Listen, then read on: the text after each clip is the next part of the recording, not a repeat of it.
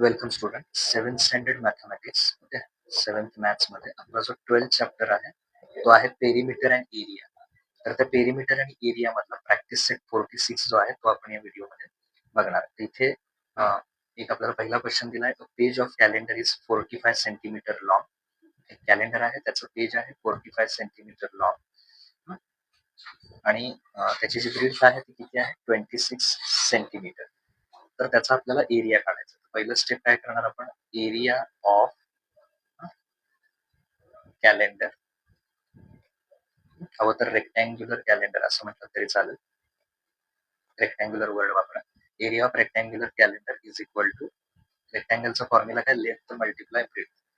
तर लेंथची व्हॅल्यू टाकली 45 आणि त्याला कितीने मल्टिप्लाय करायचं, 45 मल्टिप्लाय ब्रेथची व्हॅल्यू 26. तर त्याचा आन्सर किती येणार आहे, 1170 स्क्वेअर सेंटीमीटर. या दोघांचं मल्टिप्लिकेशन केलं किती येणार, 1170 स्क्वेअर सेंटीमीटर. हा त्याचा एरिया आहे. ओके. नाव नेक्स्ट क्वेश्चन. तर आता सेकंड क्वेश्चन बघूया. What is the area of triangle with the base 4.8 centimetre and height is 3.6 centimetre. त्यासाठी आपण आधी काय करायला पाहिजे, एरिया ऑफ ट्रायंगल त्याचा फॉर्म्युला मेन्शन करायला पाहिजे. Area of triangle is equal to 1/2 base multiply height.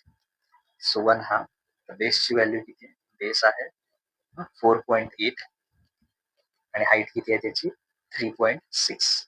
तर तुम्ही कुणालाही दोन्हीपैकी कुणालाही डिवाइड करू शकता 2 ने. तर मी 4.8 ला 2 ने डिवाइड करतो. 2 2 जा 4 आणि परत मध्ये पॉईंट आहे, 2 2 जा 4 आले, परत पॉईंट दिलाय 2 4 जा 8 आणि पुढचा नंबर आहे तसं 3.6. म्हणजे आता आपल्याला काय मल्टिप्लाय करायला पाहिजे, 2.4 मल्टिप्लाय 3.6. तर समजा 24 आणि 36 मल्टिप्लाय केले आपण, तर त्याचा आन्सर येणार 864. आता डेसिमल काउंट करा, इथं एका प्लेस नंतर, इथे एका प्लेस नंतर, त्यामुळे इथे 2 प्लेसेस नंतर द्यायचं, म्हणजे 8.64 स्क्वेअर सेंटीमीटर. ओके. हे त्याचं काय आहे ना आन्सर आहे, 8.64 square centimetre. That is required. आता नेक्स्ट बघूया question number 3. What is the value of rectangular plot of land 75.5 metre long and 30.5 metre broad at a rate 1000 rupees per square metre. तर एक रेक्टँग्युलर प्लॉट आहे, तर त्याची जी length आहे ती आहे समजा 75.5 मीटर आणि त्याची जी ब्रीथ आहे ती आहे 30.5 मीटर. तर मग आपल्याला काय करायचं, त्याचा एरिया पहिल्यांदा फाइंड आउट करायचा आणि एका याचा स्क्वेअर मीटरचा रेट किती आहे 1000 रुपीज. तर मग टोटल किती येणार ते फाइंड आउट करायचं. ओके. त्यासाठी काय करणार आपण, पहिल्यांदा एरिया ऑफ रेक्टँग्युलर प्लॉट तो पहिल्यांदा फाइंड आउट करूया. First thing, area of rectangular plot. Okay. तो जो रेक्टँग्युलर प्लॉट आहे त्याचा एरिया कसा काढणार, length multiply breadth. So length किती आहे 75.5 आणि ब्रेथ जर आपण बघितली तर ती किती दिलेली आहे 30. Okay, just minute, 30.5. या दोघांचं मल्टिप्लिकेशन जर केलं तर आधी असं करा, 755 मल्टिप्लाय 305 असं करा आणि नंतर पॉईंट तुम्ही देऊ शकता. ओके. तर हे पहिल्यांदा तुम्ही ट्राय करा. ते केल्यानंतर इथे समजा तुमचा आन्सर असा आलं 22,30,275. इथे किती प्लेसेस आहेत काउंट करा, डेसिमल नंतर हा एक आणि हा एक, म्हणजे 2 नंतर काय येणार पॉईंट येणार. म्हणजे एरिया किती आला 2302.75 स्क्वेअर मीटर. ओके. आता इथे therefore rate value of rectangular plot असा शब्द लिहायचा. Therefore the value of rectangular plot तर दिलेल्या रेक्टँग्युलर प्लॉटची व्हॅल्यू किती, तर एका मीटरसाठी किती व्हॅल्यू आहे 1000 आणि असं आपलं किती आलेलं आहे 2302.75. ओके. आता सध्या पॉईंट नाही आहे असं समजा. जर का तुम्ही याला 1000 ने मल्टिप्लाय केलं, ओके, तर 1000 ने मल्टिप्लाय केल्यावर काय होणार 230275. याच्यावर किती झिरो येणार 1 2 3. ओके. आता डेसिमलचा विचार करूया, किती प्लेसेस नंतर डेसिमल आहे टू प्लेसेस नंतर, त्यामुळे इथे किती द्यायचा, टू प्लेसेस नंतर 0 द्यायचा, म्हणजे ते किती येणार, टू प्लेसेस नंतर 0 दिल्यावर 23,02,750 rupees. Okay, 23,02,750 rupees. The value of rectangular plot is equal to, हे आन्सर तिथे लिहायचं. Okay, that is required. Now next question, question number 4. A rectangular hall is 12 meter long and 6 meter broad.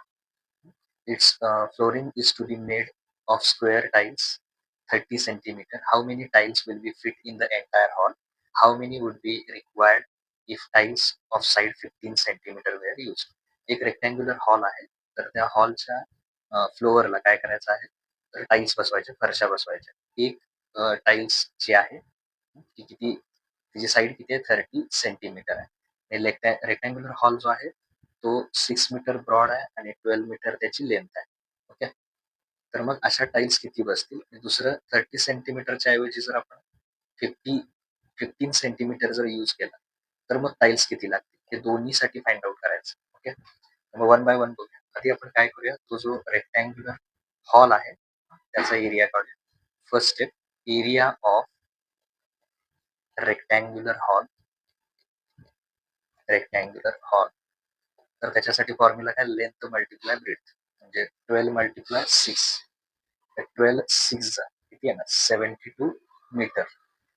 Sorry, area आहे त्यामुळे काय unit वापरणार, square metre. Okay, rectangular हॉलचा area किती आला, 72 स्क्वेअर मीटर. आता दुसरं याच्यात, if tiles with side 30 centimeter used. Okay, so side of tiles कितीची यूज करायचे, 30 सेंटीमीटरची. मग 30 सेंटीमीटरचं कशामध्ये कन्वर्ट करणार, मीटर मध्ये. ओके, म्हणजे 30 डिवायडेड बाय किती करणार,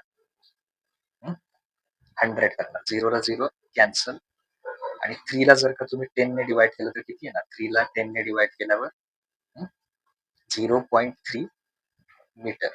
100 ने का डिवाइड केलं आपण, तर 100 ने डिवाइड करायचं कारण म्हणजे या सेंटीमीटरला कशामध्ये कन्वर्ट करायचं, मीटरमध्ये. त्यामुळे 30 ला 100 ने डिवाइड केलं, सेंटीमीटर टू मीटर. 0 ला 0 कॅन्सल, 3 ला 10 ने डिवाइड केल्यावर 0.10 मीटर.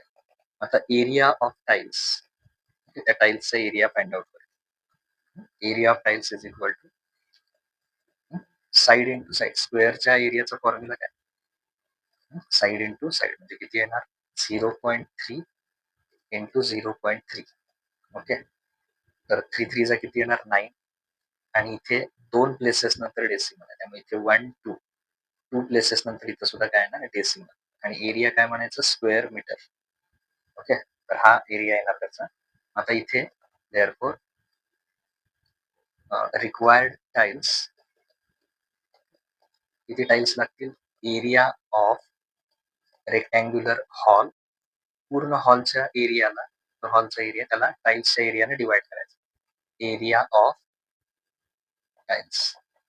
ओके, तर एरिया ऑफ हॉल किती आला, रेक्टँग्युलर हॉल 72, इथे लिहूया 72, आणि एरिया ऑफ टाइल्स किती आला, 0.09.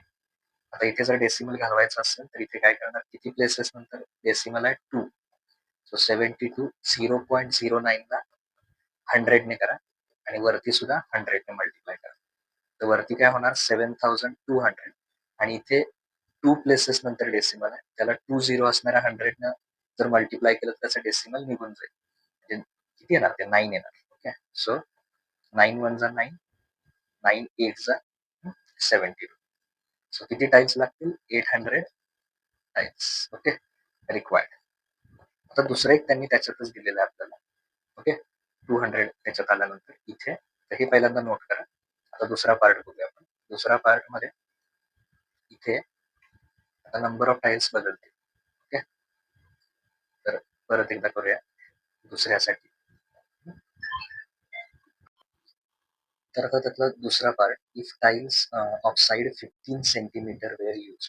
मागच्या वेळेस जसं आपण 30 सेंटीमीटर यूज केलं होतं, तसं जर आता टाइल्स त्यातल्या फरशा त्या हॉलमध्ये 15 सेंटीमीटरचा यूज केलाय, तर किती लागतील ते आपण बघूया.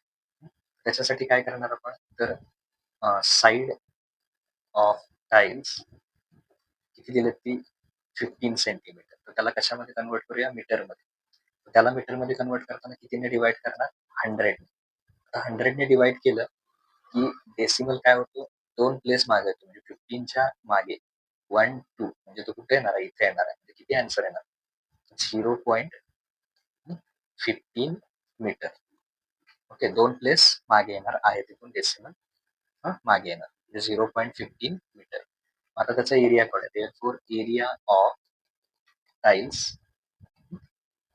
तर तो एरिया कसा काढणार, साइड मल्टिप्लाय साइड. ओके, आता साइड मल्टिप्लाय साइड केल्यानंतर 0.15 मल्टिप्लाय 0.15. ओके, 0.15 आणि 0.15 ला जर मल्टिप्लाय केलं, आता इथे मी काय करतोय, मुद्दाम हे आहे तसंच ठेवतो, म्हणजे पुढे जाऊन मला डिवाइड करताना ते बरं पडेल. ओके, तर हे आहे तसंच ठेवतो, area of tiles. Now number of tiles required, number of tiles required, इथे लिहायचं area of rectangular hall upon area of tiles. Okay, तर रेक्टँग्युलर हॉलचा एरिया किती आहे, जो सुरुवातीला आपण काढला होता तो किती आहे, 72 स्क्वेअर मीटर. इथं सुद्धा लिहूया स्क्वेअर मीटर असं. तर इथे 72 divided by 0.5 sorry 0.15 multiply 0.15, he value आहे तशी घेतली. आता इथे आपल्याला हे जे 2 डेसिमल आहे ते 2 डेसिमल घालवायचे. इथे 2 प्लेसेस नंतर आहे, इथं पण 2 प्लेसेस नंतर आहे, त्यामुळे 1 वर किती झिरो घ्यायचे, तो डेसिमल घालवण्यासाठी 4 झिरो, 1 2 3 4. कारण का, हे टोटल किती झिरो होत आहे, हे सॉरी डेसिमल किती नंबर नंतर आहे, इथं 2 प्लेस नंतर आहे, इथं 2 प्लेस नंतर आहे, म्हणजे तो घालवण्यासाठी काय करायचं, 10,000 ने मल्टिप्लाय करायचं. मग इथं जर केलं तर वरती सुद्धा किती करणार, 10,000 ने मल्टिप्लाय करणार. आता वरती इथे 10,000 होणार आणि खाली काय होणार, 10,000 ने मल्टिप्लाय केल्यामुळे यांचा डेसिमल निघून जाणार, 15 मल्टिप्लाय 15. ओके, आता याच्या पुढे या 15 ला समजा जर आपण इथे 15 5 3 जा, ओके, 5 3 जा 15, इथे किती येणार, 5 2 जा 10 आणि त्याच्यानंतर वरच्या 3 झिरो, म्हणजे किती होणार ते 2000 होणार. म्हणजे काय काय राहिलं, 72 मल्टिप्लाय 2000, ते 3 राहिलाय आणि इथे किती राहिलं, 50. आता परत याला राहिलेला जो आहे 5 1 जा 5 सॉरी 5 3 जा आहे आणि इथे 5 4 जा. ओके, आणि वरच्या 2 झिरो, म्हणजे किती येणार, 400. सो वरती काय राहिलं, 72 मल्टिप्लाय 400 आणि 3 मल्टिप्लाय 3 केल्यावर किती येणार, 9 येणार. ओके, सो 9 1 जा 9, 9 8 जा